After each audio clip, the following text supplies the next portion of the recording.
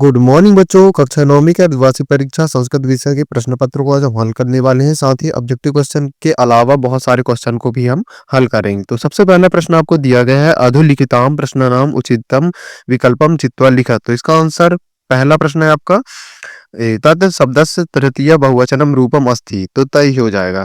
दूसरा प्रश्न आपका रामाय अत्र विभक्ति अस्ति, चतुर्थी विभक्ति। थर्ड है आपका फलानी इति पदे वचनम अस्ति, बहुवचनम। फोर्थ है ग्राम शब्दस्य पंचमी विभक्ति रूपम अस्ति, ग्रामात्। पांचवा प्रश्न आपका ईश्वरः सर्वत्र अस्ति इत्यस्मिन् वाक्ये अव्ययम पदम अस्ति, सर्वत्र।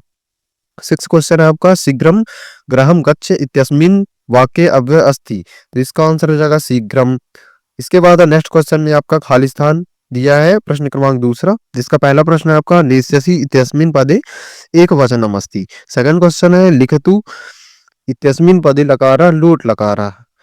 ग नंबर का प्रश्न है आपका गच्छति क्रियापदे गम धातु अस्ति। घ नंबर का क्वेश्चन है पठामि इत्यस्मिन् पदे उत्तम पुरुषः अस्ति। इंग नंबर का क्वेश्चन है स्वागतम इति शब्दे सु उपसर्ग अस्ति। च नंबर का प्रश्न है आपका प्रतिभाति इति पदे प्रति उपसर्ग अस्ति। इस प्रकार हम चलेंगे अगले प्रश्न में। प्रश्न क्रमांक तीसरा शुद्ध वाक्य वाक्यानाम समक्षम, उसके सामने आपको आम यानी सत्य सत्य लिखना सीधा सीधा।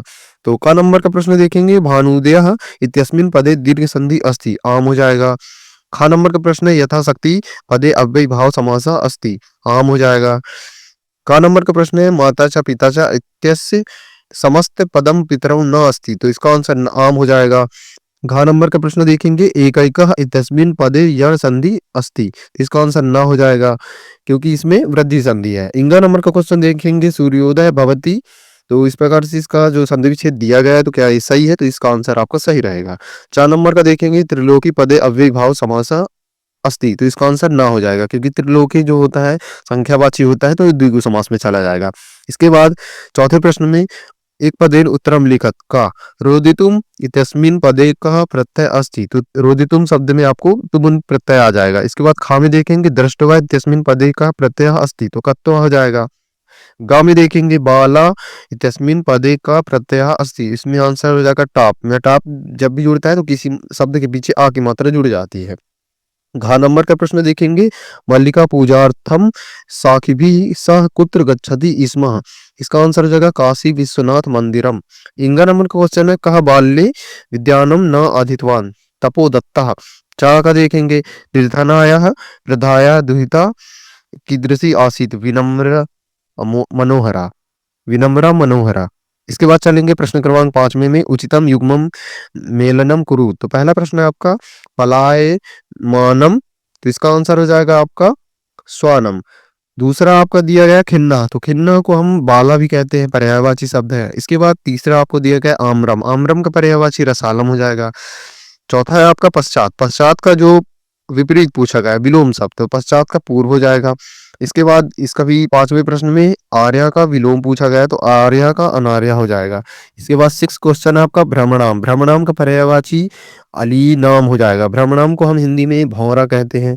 इसके बाद अगले प्रश्न में चलेंगे जिसमें आपको प्रश्न में दिया गया है 10वां प्रश्न, तो महेश्वरा सूत्राणि कति सन्ति, तो संस्कृत में महेश्वर सूत्रों की संख्या चतुर्दश यानी 14 है।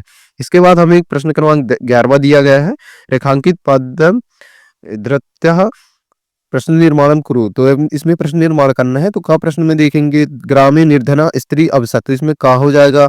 खा नंबर पे देखेंगे मोदकानी पूजनिमित्तानि रचितानि आसन, तो इसमें खानी शब्द जो आया है लास्ट में, इसी प्रकार से इसमें लास्ट में कम जुड़ जाएगा, निवारयंती बालिका प्रार्थित हो जाएगा।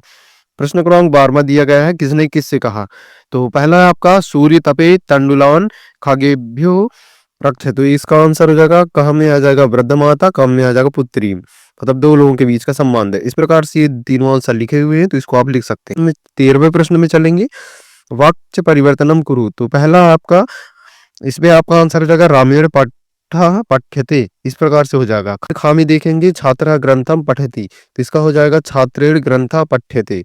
गा नंबर में देखेंगे गायकः गीतम गायति, इस प्रकार से पूरा आपका आंसर हो जाएगा। इसके बाद अगले प्रश्न में चलेंगे तो शुद्ध कुरूत करना है, शुद्ध करना है सीधा सीधा।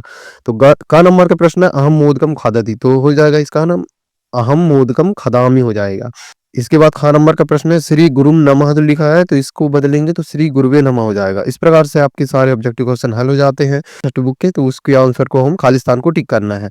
तो पहले में दिया गया है प्रिय वाक्य प्रदानेन सर्वितुष्यति तो जंतवः हो जाएगा। दूसरे में आएगा धर्मो रक्षति रक्षितः, ग में आएगा गुणा गुणेषु गुणा भवन्ति, घ नंबर में आएगा तत्र त्रिशत सेठ कमितम दुग्धम अपेक्षते। इस प्रकार से पूरे ऑब्जेक्टिव हो जाते हैं। इसके बाद आता है आपका घटना चक्र। तो घटना चक्र में आपको इस प्रकार से कुछ क्रम दिखाई दे रहा होगा, तो आप इसको लिख सकते हैं।